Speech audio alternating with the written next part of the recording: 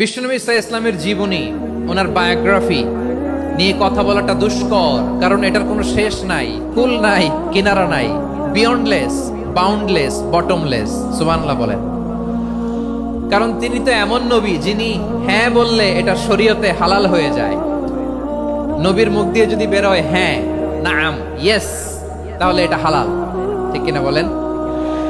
এ নবীর মুখ দিয়ে যদি না বের হয় যে না, নো, তাহলে এটা শরীয়তে হারাম হয়ে যায়। কেমন নবী আমরা পেয়েছি, যিনি হ্যাঁ বললে হালাল, না বললে হারাম, যিনি সাব্বাবা, এই আঙ্গুলি উপরের দিকে উঁচু করলে চাঁদ ভেঙে দুই টুকরা হয়ে যায়, যে নবী জমিন থেকে পা উঁচু করলে আল্লাহর আরশে মেরাজে চলে যায়, এমন নবীর উম্মত আমরা হয়েছি। যে নবীকে বাদ দিলে কোরআন বোঝা যায় না, কারণ এ নবীর উপরই কোরআন নাজিল করেছে কে? এ নবীকে বাদ দিলে হাদিস বোঝা যায় না, কারণ হাদিস তো এ নবীর মুখনিসৃত পবিত্র বাণী। সুবহানাল্লাহ পড়েন। এ নবীকে বাদ দিলে জান্নাত চেনা যায় না, কারণ জান্নাত তিনি চাক্ষুষ দেখে এসে আমাদেরকে মেরাজ শেষে বর্ণনা করে শুনিয়েছেন।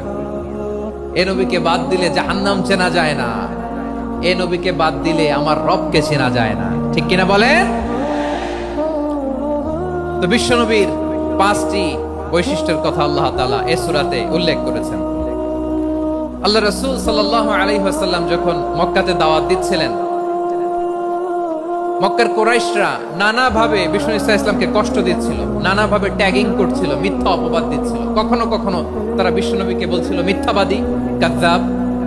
কখনো বলছিল যে তুমি হচ্ছে জাদুকর, সাহির।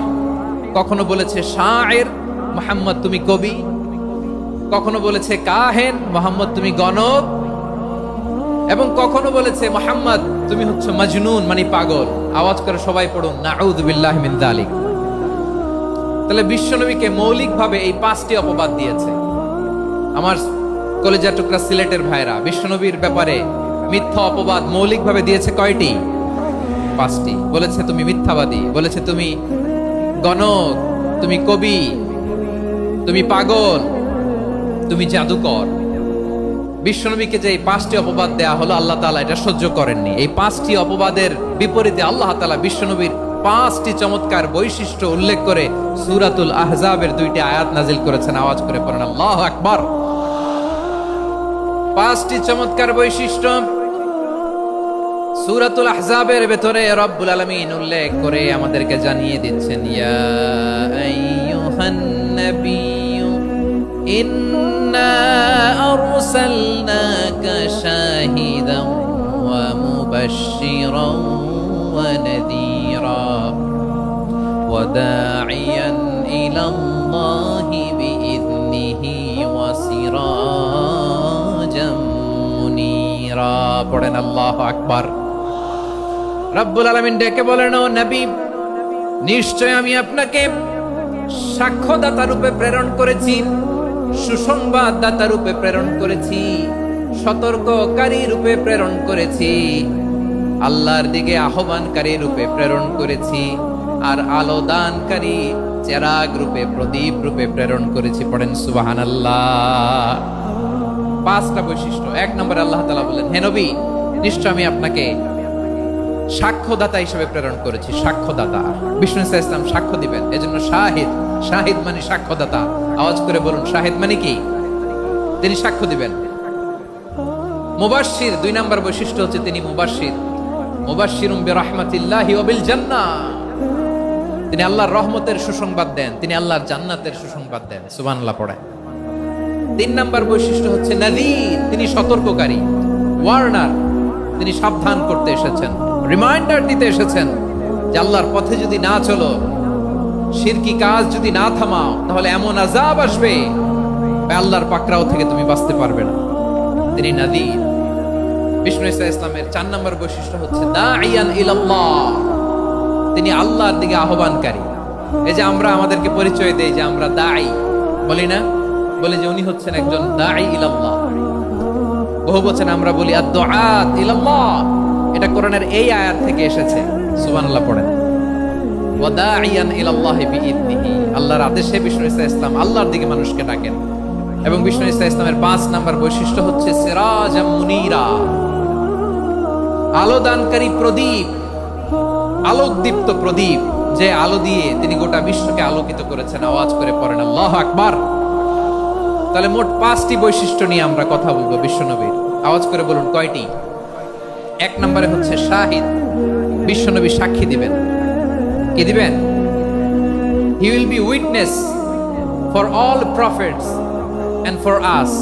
তিনি নবীদের উপরও সাক্ষী দিবেন, আবার উম্মতের উপরও সাক্ষী দিবেন। সুবহানাল্লাহ পড়েন। কিয়ামতের দিন আল্লাহ তাআলা প্রত্যেক নবীকে জিজ্ঞেস করবেন যে তুমি কি তোমার উম্মতের কাছে আমি যা যা পৌঁছাতে বলেছিলাম পৌঁছিয়েছো? নবীরা বলবে আল্লাহ আমি পৌঁছিয়েছি।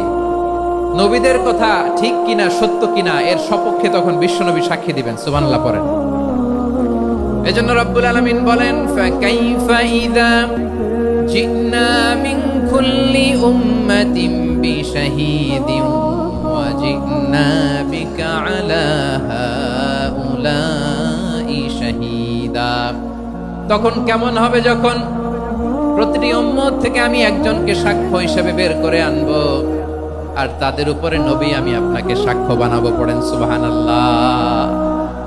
তাহলে সব উম্মতের ব্যাপারে সেই উম্মতের নবীরা সাক্ষ্য দিবে, আর ওই নবীদের উপরে আমাদের নবী বিশ্বনবী সাক্ষ্য দিবেন। সুবহানাল্লাহ পড়েন। এজন্য বিশ্বনবী হচ্ছেন শাহিদ। শাহিদের আরেকটা ব্যাখ্যা হচ্ছে বিশ্বনবী সাল্লাল্লাহু আলাইহি ওয়াসাল্লাম আমাদের সাক্ষীর উপরে তিনি সাক্ষী দিবেন। তিনি নবীদেরও সাক্ষী, আবার আমাদের উপর উম্মতের উপরও সাক্ষী। সুবহানাল্লাহ পড়েন। রব্বুল আলামিন বলেন ওয়াকাযালিকা জাআলনাকুম উম্মাতান ওয়াসাতান লিতাকুনু শুহাদা আলান নাস ওয়া ইয়াকুনার রাসূলু আলাইকুম শাহীদা।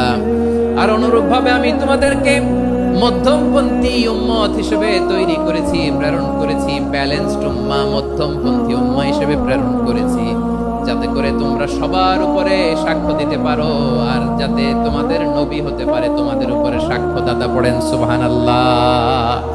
আমরা হচ্ছি ব্যালেন্সড উম্মাহ, আমরা সবার ব্যাপারে সাক্ষ্য দিব, আর আমাদের উপর সাক্ষ্য দিবে স্বয়ং বিশ্বনবী। সুবহানাল্লাহ পড়েন।